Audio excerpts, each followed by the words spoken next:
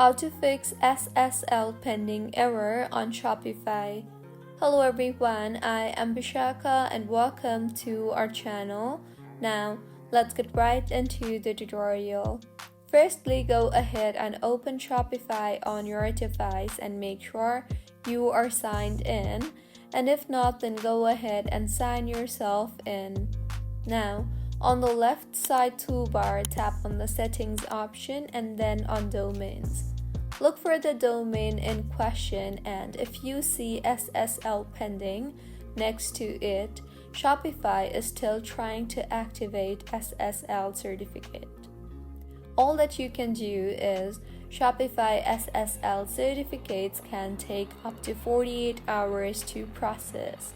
So, if it's been less than 48 hours, then wait and check again later. Also, ensure correct domain configuration.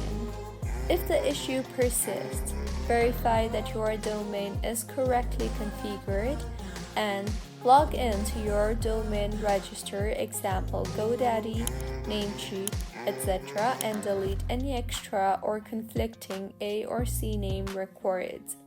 You can also try to clear your browser cache. Sometimes, browser caching can display old SSL status, so go ahead and tap on the three dots on the top right of your screen and further tap on the settings option.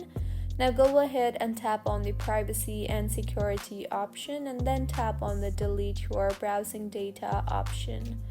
Once your cache is cleared, check your site in incognito mode, and with this, your SSL pending error on Shopify should be fixed.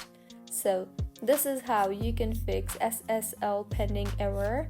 If you find this tutorial helpful, please like the video and do comment if you have any queries. Also, do subscribe to our channel for more helpful tutorials like this. See you on the next one.